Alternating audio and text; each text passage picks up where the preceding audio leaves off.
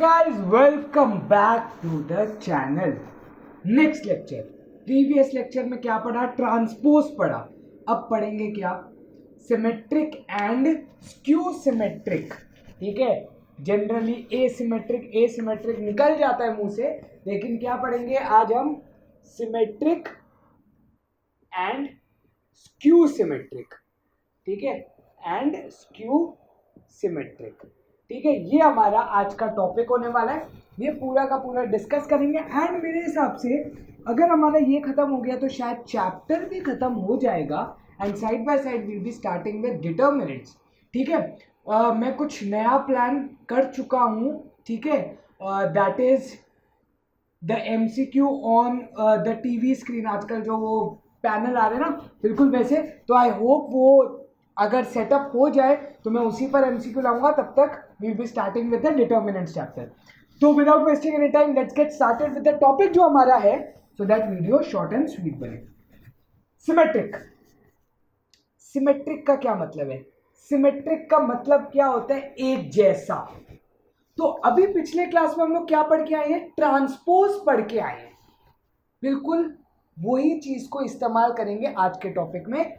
Symmetric का मतलब होता है एक जैसा, और सिमेट्रिक मैट्रिक्स का क्या मतलब होता है? जब ए मैट्रिक्स उसके ए ट्रांसपोज से सिमेट्रिक हो. मतलब जब मेरा ए मैट्रिक्स उसके ट्रांसपोज से इक्वल हो जाए तब हम उसको बोलते हैं सिमेट्रिक मैट्रिसेस, या it is a symmetric matrix. समझ में आया? जब उसका ए और ए ट्रांसपोज जब एक मैट्रिक्स का इक्वल होता है तो वो होती है सिमेट्रिक मैट्रिक्स. स्क्यू सिमेट्रिक में क्या फंडामेंटल होता है? जब आपका ए माइनस ए ट्रांसपोज के इक्वल है. स्क्यू मतलब एसिमेट्रिक. ठीक है, जो सेम ना दिखे, जो सेम ना दिखे. तो क्या डिफरेंस हो जाता है दोनों में? सिर्फ एक माइनस साइन का. बस इतना सा है दोनों में डिफरेंस. अब इसको एक एग्जांपल के तौर पर फटाफट से देख लेते हैं. ए मैट्रिक्स रैंडमली हम लोग कुछ भी ले लेते हैं, 2 3 4 1 5 6. ठीक है, रैंडम. ए ट्रांसपोज निकाल लेते हैं इसका. ठीक है, इसका ए ट्रांसपोज निकालते हैं. ये हमें निकालना आता है. अब एक्चुअली में ये एग्जांपल इसके साथ बैठेगा नहीं. क्यों नहीं बैठेगा उसका रीजन बताता हूं. देखो, आपने ये लिया, आपका रो क्या बन जाएगा? कॉलम. तो रो बन गया आपका क्या? कॉलम. दूसरी रो बन गई आपका दूसरा कॉलम. तीसरी रो बन गई आपका तीसरा कॉलम. तो ये आपका हो गया 3x2. तो ये होना था 2x3, वो बन गया. ये तो ए और ए ट्रांसपोज होता है, वो हमने देख लिया. अब कब वो मैट्रिक्स सिमेट्रिक होती है तो उसका एक स्पेशल केस है. जैसे कि एक रैंडम एग्जांपल ले रहा हूं, इसका जरा ए ट्रांसपोज निकालना. अगर आप इसका ए ट्रांसपोज निकालते हो तो जो रो है वो बनेगी कॉलम. ये वाली रो ये कॉलम बन गई. अब ये वाली रो ये कॉलम बन जाएगी. क्या ये दोनों मैट्रिक्स मेरी इक्वल आ रही है? इक्वालिटी की कंडीशन क्या थी? Order must be same. Order is 2x2, order is 2x2. Each element should be same.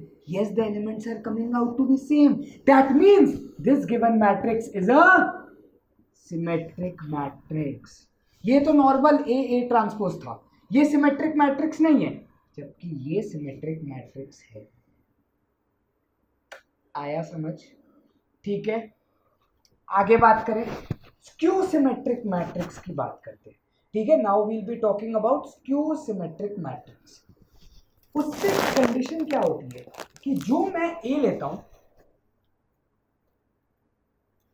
उसका डायगोनल हमेशा 0 होगा. अभी मैं ये लिखूंगा, क्यों होगा वो भी मैं बताऊंगा.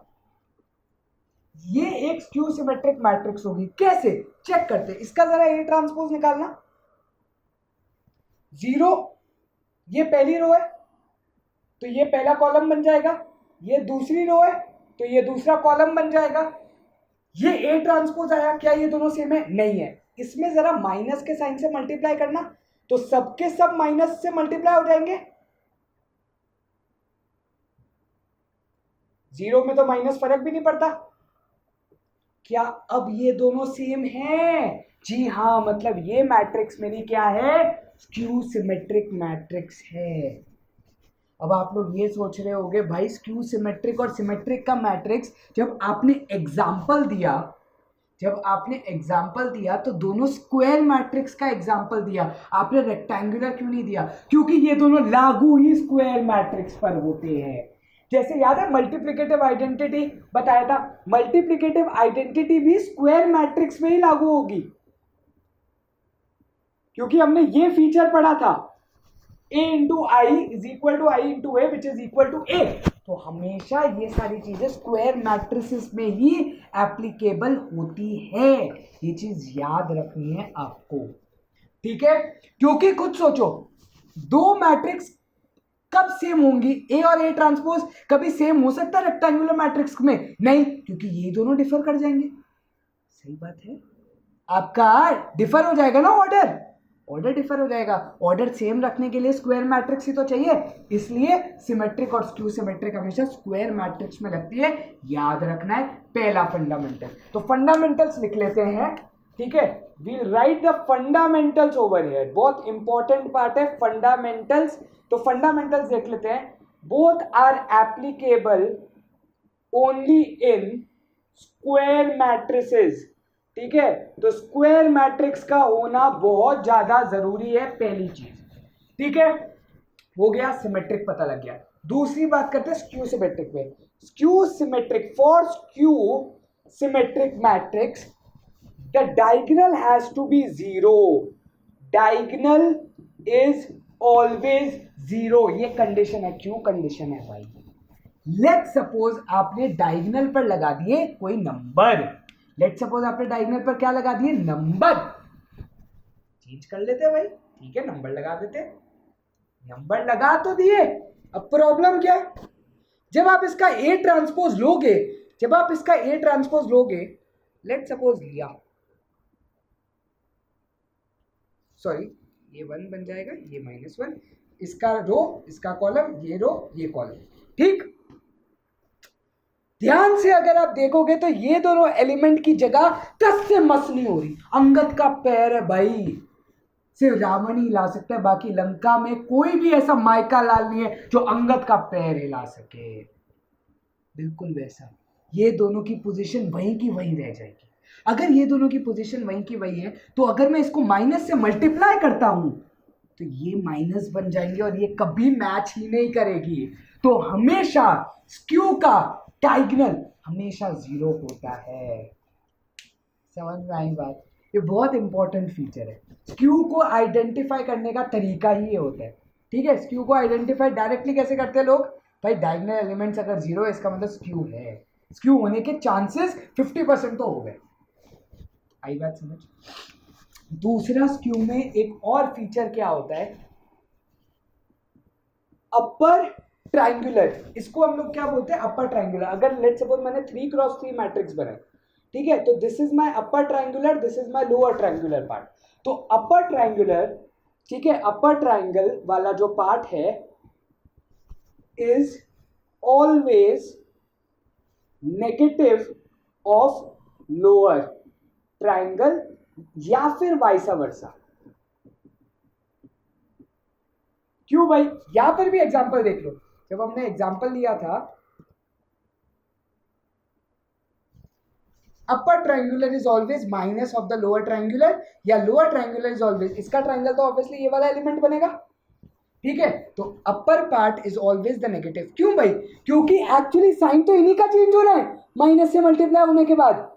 तो अगर ये दोनों एक दूसरे के नेगेटिव बनते हैं तो ऑब्वियसली वो स्क्यू होगी। तो अगर मैं एक मैट्रिक्स लिखूं 0 0 0 ABC, लेट सपोज मैंने ABC लिख दिए, तो इसको, इस मैट्रिक्स को अगर स्क्यू सिमेट्रिक होना है तो -A -B -C, जैसा इधर ट्रायंगल बनेगा वैसा ही इधर अगर आप ट्रायंगल बनाते हो विद अ नेगेटिव साइन तो वो हमेशा स्क्यू सिमेट्रिक मैट्रिक्स होगी। चेक कर लो, A इधर डाला है तो इसका माइनस पार्ट यहां आएगा, चेक कर लो। चाहे तो इसकी आप लोग स्क्यू सिमेट्रिक निकाल लो, ये स्क्यू सिमेट्रिक की 2 कंडीशन होती है और बाकी तो फंडामेंटल मैंने आप लोग को जनरल केस में बता दिया। आ गई बात समझ? फाइनली सिमेट्रिक स्क्यू सिमेट्रिक खत्म हुआ। इसकी 2 प्रॉपर्टीज है जो कि बहुत इंपॉर्टेंट प्रॉपर्टीज है, वो बस खत्म करते हैं। हाँ, उससे पहले एक बहुत बड़ा नोट, लिख लो, सिर्फ एक ऐसी मैट्रिक्स होती है जो कि सिमेट्रिक और स्क्यू सिमेट्रिक दोनों होती है, और वो कौन सी है? Zero matrix, null matrix. वो हमेशा ऑब्वियसली इसमें माइनस लो प्लस लो घंटा फर्क पड़ता है भाई। तो बस फिर हो गया, समझ में आ गई बात? ठीक है, तो zero matrix is both symmetric and skew symmetric. ये नोट बहुत इंपॉर्टेंट है। लास्ट पार्ट कंप्लीट करते हैं, वो है प्रॉपर्टीज। आप लोग का फाइनली मैट्राइसिस खत्म हो जाएगा यार, 2 दिन में मैट्राइस खत्म, ये हफ्ते में आप लोग का ये डिटर्मिनेंट्स खत्म हो जाएगा, और फिर फटाफट से कैलकुलस। नाइस, 3 हफ्ते में खत्म पूरा क्रैश कोर्स। चलो प्रॉपर्टीज। पहली property, A plus A transpose is always a symmetric matrix. याद रखना है ये fundamental. And A minus A transpose is always a skew symmetric matrix. चाहे तो चेक कर लेते हैं। ऑब्वियसली लगेगा कहां पर, पहले तो ये बताओ लगेगा कहां पर? अगर मैं इन दोनों को ऐड भी कर सकता हूं? नहीं, हम लोग स्क्वायर मैट्रिक्स की बात करेंगे क्योंकि ट्रांसपोज है। A प्लस A ट्रांसपोज वो हमेशा सिमेट्रिक होगा। जरा ध्यान से देखो, इनको अगर आप ऐड करते हो तो क्या बनेगा? ध्यान से देख लो, इनको ऐड करोगे तो क्या बनेगा? 4 2। इसको मैं इधर लिख लेता हूं, ठीक है, ये वाली मैट्रिक्स को जस्ट मैं इधर लिख लेता हूं 2 1 1 2, क्योंकि उसका वो ले लिया हमने। अच्छा रुक जाओ। इस केस में ऐसा करते हैं हम लोग, एग्जाम्पल दूसरा ले लेते हैं। हम लोग ऐसी मैट्रिक्स नहीं लेते जो कि सिमेट्रिक है, ठीक है। Let suppose we take as 2 1 3 4, ठीक है, 2 1 3 4। इसका जरा ट्रांसपोज निकालो। इसका ट्रांसपोज क्या कहता है? ध्यान से देखना। इसका ट्रांसपोज कहता है कि ये आपका ये बनेगा। अब जरा इन दोनों को ऐड करो, करोगे तो आंसर क्या बन रहा है? 4, ये बन रहा है 4, ये बन रहा है 4, ये बन रहा है 8, ठीक है। इसका जरा क्या करोगे? ये जो आंसर आया इसको मान लो बी मैट्रिक्स, इसको क्या मान लो? B matrix. ये आपने क्या निकाला? A प्लस A ट्रांसपोज की वैल्यू। ये आपने क्या निकाली? A प्लस A ट्रांसपोज की value which is equal to B. अगर ये सिमेट्रिक है तो मैं कैसे चेक करूंगा कि ये सिमेट्रिक है? By finding the B transpose. जरा B ट्रांसपोज निकालो तो सही। फर्स्ट रो वो कॉलम बन जाएगा, दूसरी रो उसका। क्या आंसर सेम आ रहा है? क्या B और B ट्रांसपोज सेम आ रहा है? यस। तो A plus A transpose of a square matrix is always a symmetric matrix and A minus A transpose। जरा इसको अब दोनों को माइनस कर दो जरा। आंसर क्या बन रहा है? 0 0 -2 2। दिख रहा है भाई नेगेटिव है, तो ऑब्वियसली ये स्क्यू सिमेट्रिक बनेगा। समझ में आया?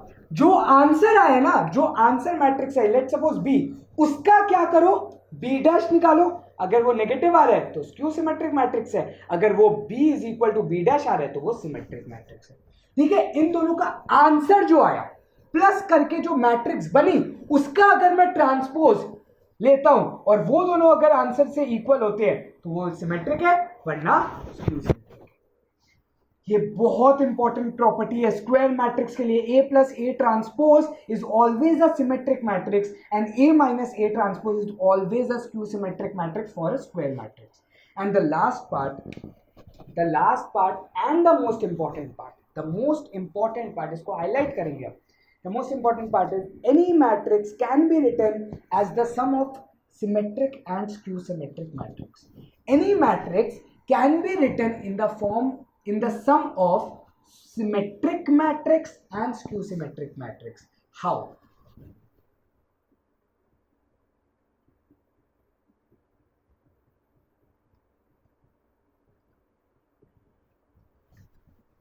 The most important test formula of आज का लेक्चर। जरा अगर इस ब्रैकेट को खोलते हो, इस ब्रैकेट को जरा नॉर्मली खोल के देखो, half times A plus half times A transpose plus half times A minus half times A transpose. Half times A transpose तो कैंसिल हो जाएगा, half A plus half A 1A बनेगा, that is equal to A। आ गई बात समझ? तो ये तो हो गया। अब मैंने बोला क्या था, मैंने बोला था any matrix can be written as the sum of symmetric. Is this a symmetric matrix? Yes it is. Is this a skew symmetric matrix? Yes it is. तो any matrix can be written as the sum of symmetric and skew symmetric matrix. तो अगर ये आपकी matrix A है 2 1 3 4, it can be written as half times 2 1 3 4 plus 2 3 1 4, उसका transpose जो ले लिया हमने, उन दोनों को ऐड कर दो, उसका हाफ टाइम्स ले लो, प्लस हाफ टाइम्स दिस। तो हमारे पास देखो दोनों आंसर्स तो अवेलेबल है, ठीक है। जरा इन दोनों का हाफ हाफ कर लो। ये हमने किसका निकाला था? ए प्लस ए ट्रांसपोज का निकाला था, और ये हमने किसका निकाला था? ए माइनस ए ट्रांसपोज की वैल्यू। जरा इसका हाफ करना, क्या बनेगा? 2 2 2 4। इसका हाफ करोगे तो क्या बनेगा? 0 -1 1 और 0। आ गए दोनों आंसर। जरा इन दोनों को ऐड करना, 2 + 0 2 होता है, आंसर आ रहा है। 2 + -1 1 होता है, आंसर आ रहा है। 2 + 1 3 होता है, आंसर आ रहा है। 4 + 0 4 होता है, आंसर आ रहा है।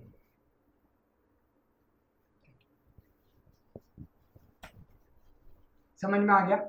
With this we end this lecture up. Revise करते हैं, सिमेट्रिक क्या होता है? A = A transpose. Skew symmetric क्या होता है? A = -A transpose. कब लागू होते हैं? जब स्क्वायर मैट्रिक्स हम लोग लेंगे, नहीं तो ऑर्डर में ऑब्वियसली चेंज आ जाएगा। जब ट्रांसपोज लेंगे तो वो इक्वल मैट्रिक्स होगी नहीं। स्क्यू के हमने पढ़ लिए, diagonal 0, upper triangular part is always minus of the lower triangular part, या फिर वाइसा वर्सा। फिर उसके बाद प्रॉपर्टी पढ़ ली, A + A ट्रांसपोज हमेशा सिमेट्रिक होता है for any given square matrix. A - A transpose for any given square matrix हमेशा स्क्यू सिमेट्रिक होता है। And any matrix can be written as the sum of symmetric and skew symmetric matrix. With this guys we end this chapter up.